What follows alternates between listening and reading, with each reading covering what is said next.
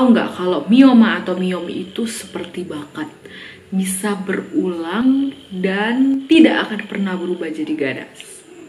Simak sampai habis.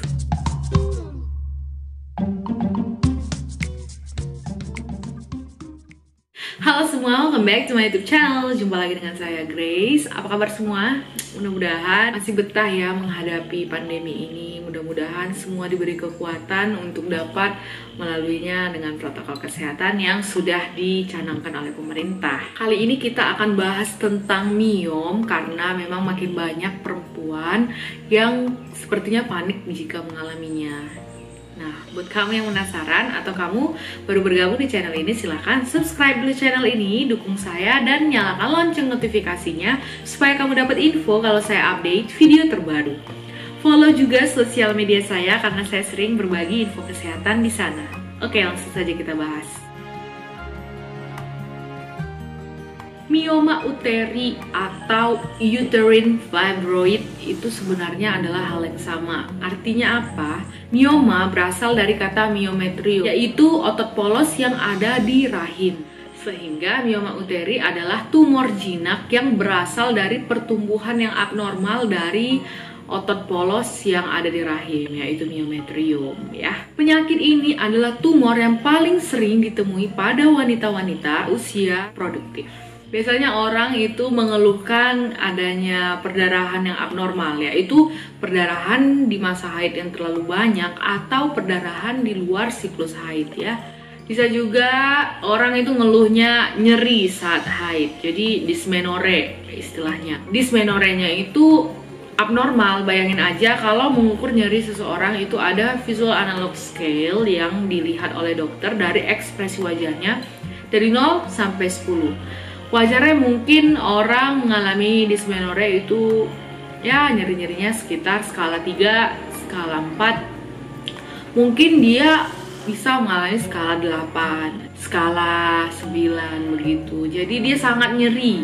Jadi ada dua komponen yang mendukungnya. Yang pertama, memang ada mutasi somatik atau memang ada mutasi di sel yang ada di myometrium. Sel-sel itu disebut dengan sel miosit karena memang otot ya.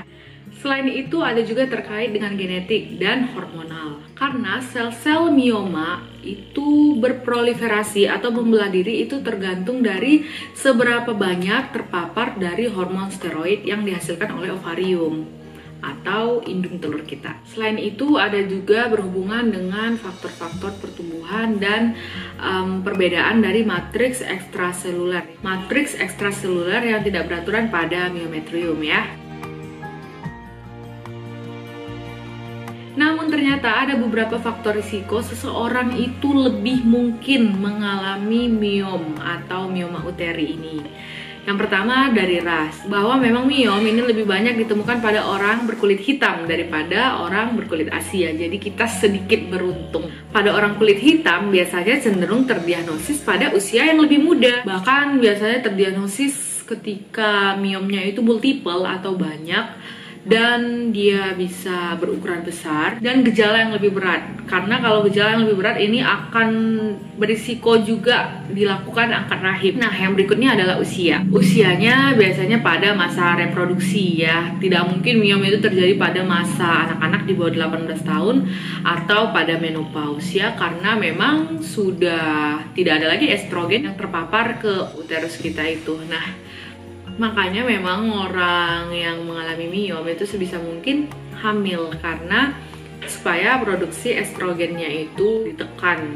Berikutnya adalah faktor reproduktif dan endokrin, yaitu hormon. Jadi ketika seseorang hamil dan melahirkan tentunya, maka semakin sering dia hamil semakin rendah risiko mengalami miom ya. Seperti yang saya jelaskan tadi, dia lebih minim terpapar hormon-hormon steroid itu, terutama estrogen. Nah, selanjutnya adalah menstruasi dini. Terutama menstruasi pertama itu usianya di bawah 10 tahun. Dia lebih berisiko mengalami miom kelak karena menarche atau menstruasi pertamanya itu lebih cepat. Jadi dia lebih awal terpapar hormon steroid itu, yaitu estrogen. Sehingga ketika myometriumnya itu, otot polos yang ada di rahimnya itu terpapar dengan hormon itu, maka ada kemungkinan sel miosit itu akan berproliferasi tidak normal ya, jika memang sudah ada bakat juga yang mendukung, yaitu kecenderungan bermutasi. Faktor lain yang dapat menyebabkan peningkatan risiko mengalami miom yaitu makanan-makanan yang mengandung hormon. Ya, seperti makan makanan ayam potong yang mungkin disuntik dengan estrogen sehingga akan lebih banyak estrogen yang terpapar ke miometrium kita. Beberapa penelitian juga menghubungkan dengan indeks massa tubuh yang tinggi dengan kejadian miom, sehingga orang-orang yang obesitas itu lebih berisiko. Untuk tahu bagaimana sebenarnya menentukan berat badan ideal, bisa tonton video saya yang sebelumnya. Nah, yang berikutnya adalah faktor gaya hidup tentunya, yaitu pola makan seperti minum-minum kopi cepat saji yang banyak kafeinnya, juga alkohol, kurang aktivitas fisik, stres, diduga memiliki efek potensial terhadap kejadian miom. Ada beberapa hal yang ternyata berhubungan dengan makanan juga, yaitu seperti makanan yang tinggi indeks glikemiknya atau yang kadar gulanya tinggi, itu dapat meningkatkan risiko. Nah, untuk efek protektif itu ditemukan pada vitamin A dan D. Jadi semakin tinggi vitamin D kita, maka akan lebih rendah kecenderungan mengalami miom. Konsumsi daging merah juga menunjukkan hal yang positif atau mendukung terjadinya miom. Pola makan kayak buah dan sayur tentunya tinggi serat dan vitamin-vitamin itu sebagai efek protektif, jadi lebih kecil kecenderungan mengalami miom. Dan konsumsi kopi dan kafein itu meningkatkan risiko. Nah, beberapa penelitian menunjukkan bahwa faktor genetik juga merupakan salah satu faktor yang mendukung terjadinya miom ya. Terdapat beberapa gen-gen spesifik yang lebih rentan mengalami miom. Nah, kita udah capek ngomongin miom ini itu, kita harus tahu dulu gejalanya supaya kita bisa aware bagaimana sebenarnya orang yang mengalami miom. Tapi memang bisa miom itu asimptomatik karena tergantung dari lokasinya. Jadi ada rahim, itu dia ada yang tumbuh ke arah dalam, ada yang dia tertanam di bagian miometriumnya itu sendiri, dan ada dia yang tumbuh ke arah luarnya rahim sehingga bisa teraba dari luar ketika ukurannya sudah besar. Nah, itu dia ada yang asimptomatik tentunya, dan gejala yang paling banyak itu adalah perdarahan ya.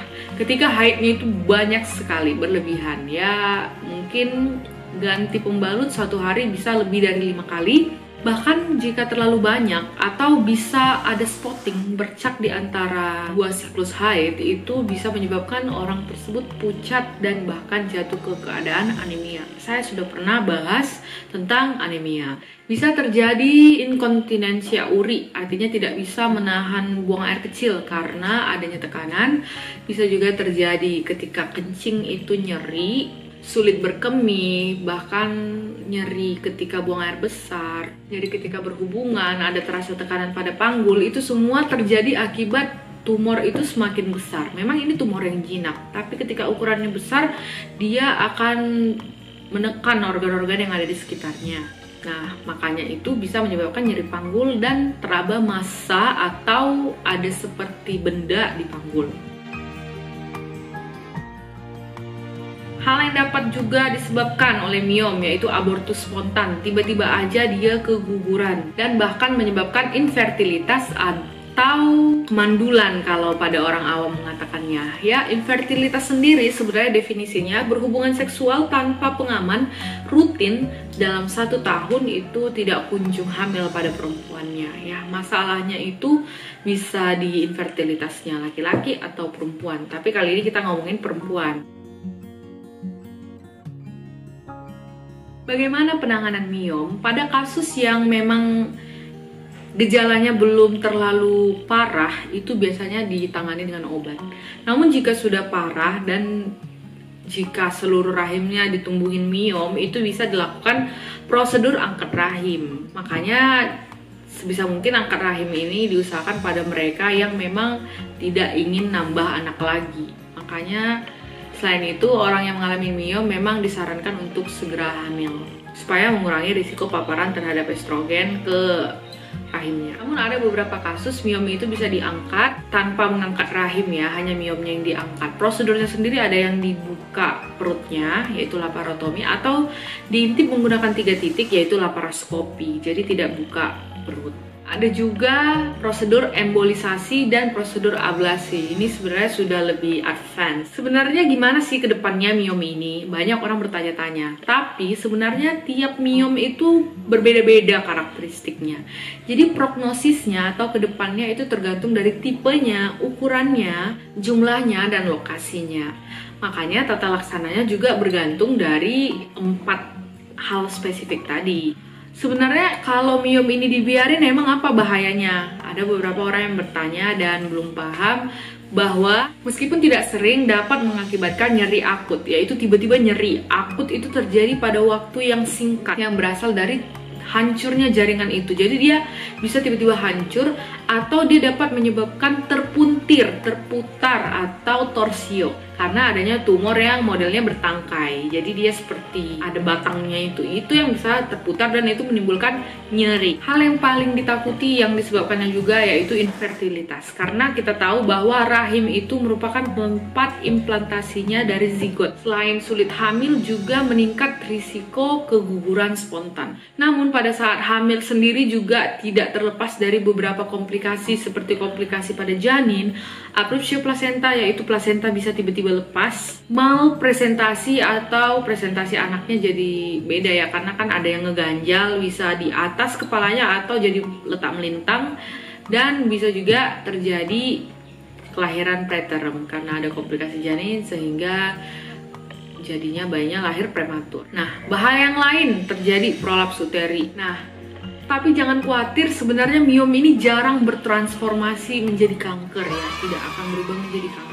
Karena tanda kanker ialah tumor itu tumbuh secara cepat. Untuk itu, bagi orang-orang yang memang mengalami miom, perlu dilakukan modifikasi terhadap gaya hidupnya, rajin berolahraga, kurangi konsumsi daging merah, banyak makan sayur dan buah, ya boleh ditambah suplementasi vitamin A dan D. Jika hamil, memeriksa kehamilan secara rutin dan paham bagaimana tanda-tanda bahaya miom seperti nyeri yang tidak tertahankan, perdarahan yang sangat banyak, itu segera berobat. Semoga info ini menjadi gambaran buat kita, dan bagi yang memang menderita miom, tetap positive thinking bahwa ini bisa diatasin dan bisa kita kontrol dengan gaya hidup kita dan berobat ke dokter tentunya. Thank you for watching. See you on the next videos. Bye bye.